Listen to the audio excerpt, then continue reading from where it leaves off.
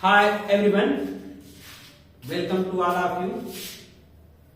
आप सभी का यूट्यूब चैनल में स्वागत है। गाइज, आज हम आपको एक ऐसी चीज बताने वाले हैं जिसका प्रयोग प्रायः होता रहता है और दैनिक जीवन में बहुत ही काम आने वाली चीज है। वो है टॉपिक आपका आज कॉजेटिव वर्ब। कॉजेटिव वर्ब क्या होती है, कॉजेटिव वर्ब कैसे जानेंगे, हम तमाम जानकारी देने वाले हैं। जैसे कॉजेटिव वर्ब को अगर समझना है तो इसमें पहचान इसकी हम करेंगे। कॉजेटिव वर्ब वह वर्ब होती है जो यह दिखाती है कि कर्ता स्वयं कार्य न करके दूसरे के द्वारा, अन्य व्यक्ति के द्वारा कार्य करवाता है। इसमें करवाने का बोध होता है। फॉर एग्जाम्पल, जैसे रोना है तो रुलाना, पीना है पिलाना, टहलना है टहलाना, काटना है कटवाना।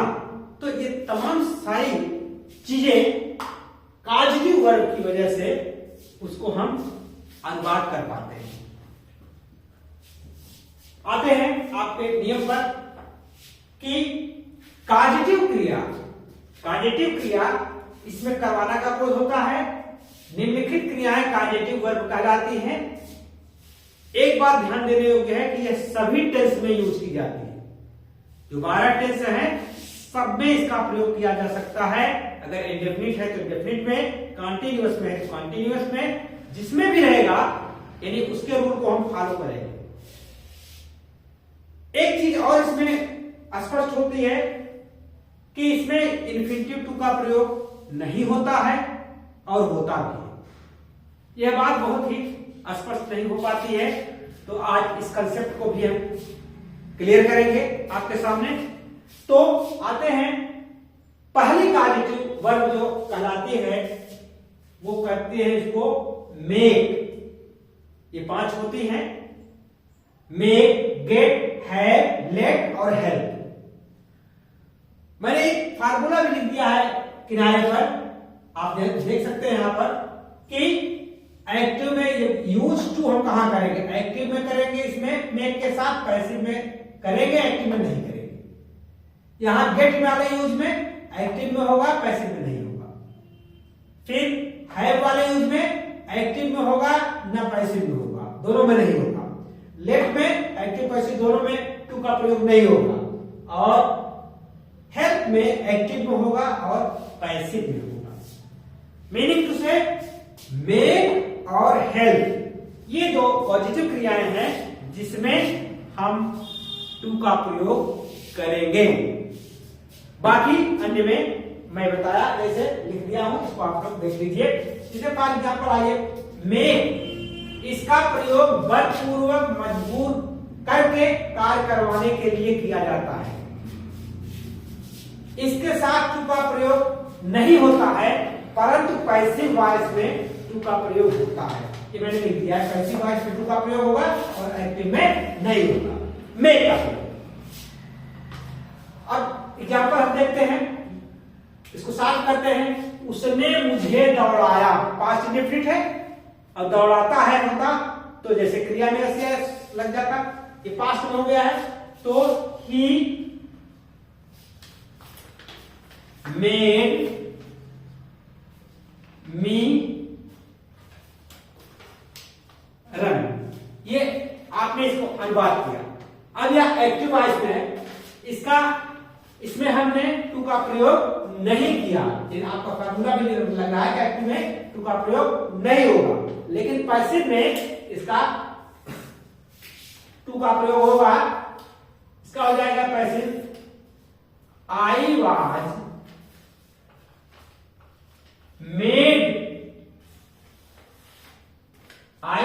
मेड टू रन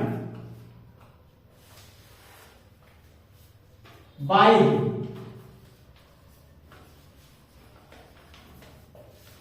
गाइस देखिए, इसमें बलपूर्वक या मजबूर करके काम कराया जा रहा है। उसने मुझे दौड़ाया, मैं दौड़ना नहीं चाहता था, उसने मुझे दौड़ाया। तो जब इस सेंस का प्रयोग होना हो तो वहां मेक का प्रयोग करेंगे, इन सब पॉजिटिव वर्ब का प्रयोग नहीं करेंगे।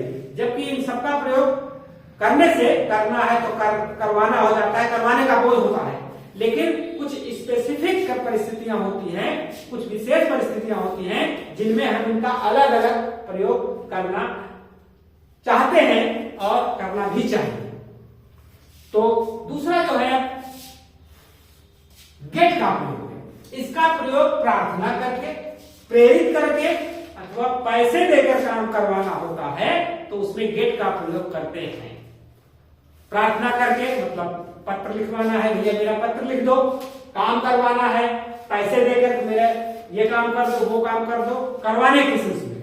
तो मैं उससे कार धुलवाई, अब मैं उससे कार धुलवाई तो इसमें हो जाएगा I got him to wash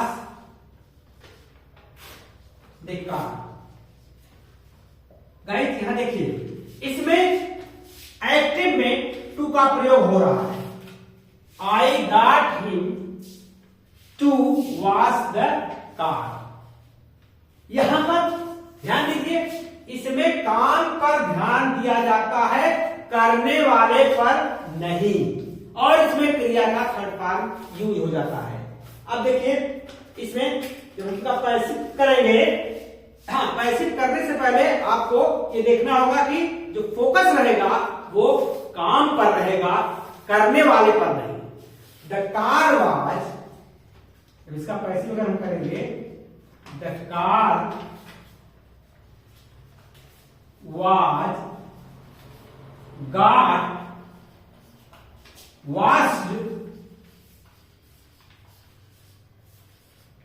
by me। ध्यान दीजिए, यहां पर आप देख रहे हैं जिसने किसने कार धुली है, महत्वपूर्ण है, मैंने कार धुलवाई। तो जिसने कार धुली उसको हम यहां पर उसका ध्यान नहीं दिया जाता है, काम पर ध्यान दिया जाता है। यानी गाड़ी कार धुलाई हुई उसकी, किसने धुला ये इंपॉर्टेंट नहीं। तो इस तरह के अगर सेंटेंस का भाव रहे इसमें हम गेट का प्रयोग करते हैं। नेक्स्ट पर आते हैं। तीसरी जो क्रिया होती है, इसमें एक्टिव में टू का प्रयोग नहीं होता है और न ही पैसिव। इसमें दोनों में आप प्रयोग इसका नहीं करेंगे। तो वह नौकर से कपड़े खरीदवाया, ही हैड, यह का रूप है गाइस, पास में है इसलिए हैड हो रहा है। अगर प्रेजेंट में होता तो हैविंग हो जाता। इस तरह से he had servant,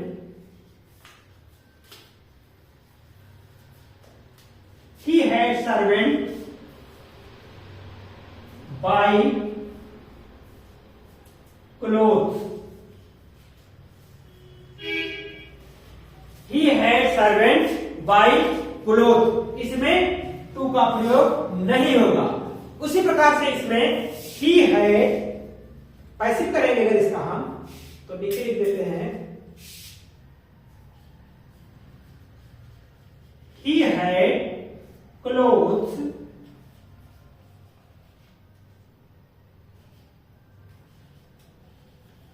bought by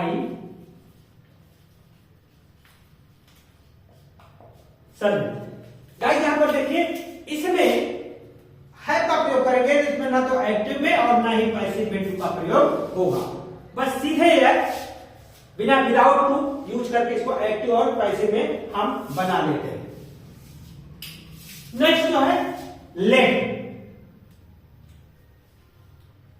ये है का प्रयोग हम करेंगे कि औपचारिक जिम्मेदारी सौंपने वाले भाव के लिए प्रयोग होता की जाती है। इस उदाहरण के माध्यम से अगर देखें तो नौकर को जिम्मेदारी सौंपी जाती है कि तुम कपड़े खरीद के लाओ। जो चौथी कास्ट की वर्ब है वो लेट, इसका प्रयोग अनुमति देने विनम्रता वाले भाव के लिए किया जाता है। तो वह मुझे बाहर जाने देती है, मैंने टेंस को प्रेजेंट इंडेफिनिट पे कर दिया, हर वाक्य पास्ट में ही था, तो इसका हो जाएगा वह मुझे बाहर जाने देती है, ही देती है, तो सी लेट्स, यहां प्रेजेंट इंडेफिनिट है कि कर दिया, सी लेट्स मी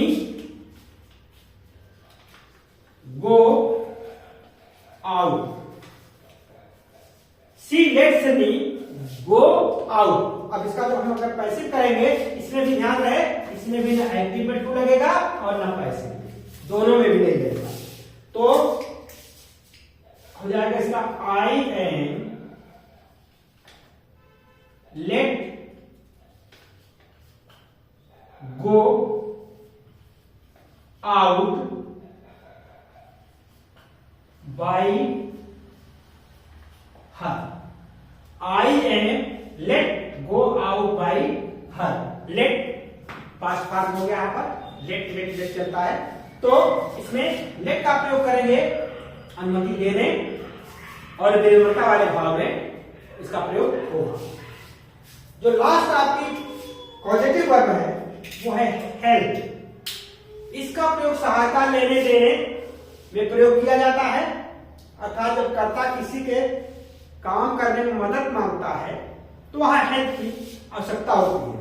अब जैसे इस एग्जाम्पल के माध्यम से देखते हैं, हाँ इसमें एक्टिव में टू का प्रयोग नहीं होगा, पैसिव में टू का प्रयोग होगा। वह काम समाप्त करने में मेरी सहायता किया, ही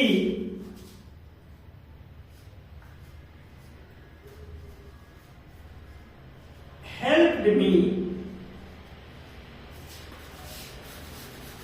फिनिश द वर्क,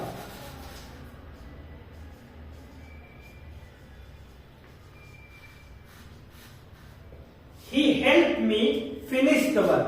गाइस ये सब जो इंपॉर्टेंट रूल्स हैं ये कॉम्पिटिटिव एग्जाम्स में बहुत ही ज्यादा पूछे जाते हैं, जिसको हम आप मिस कर देते हैं।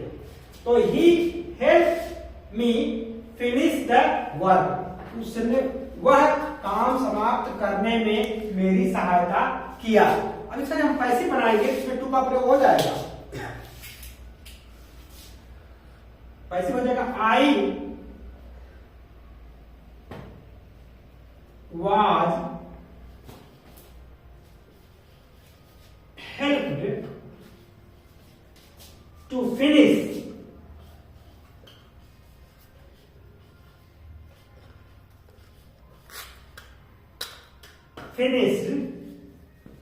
the work by him।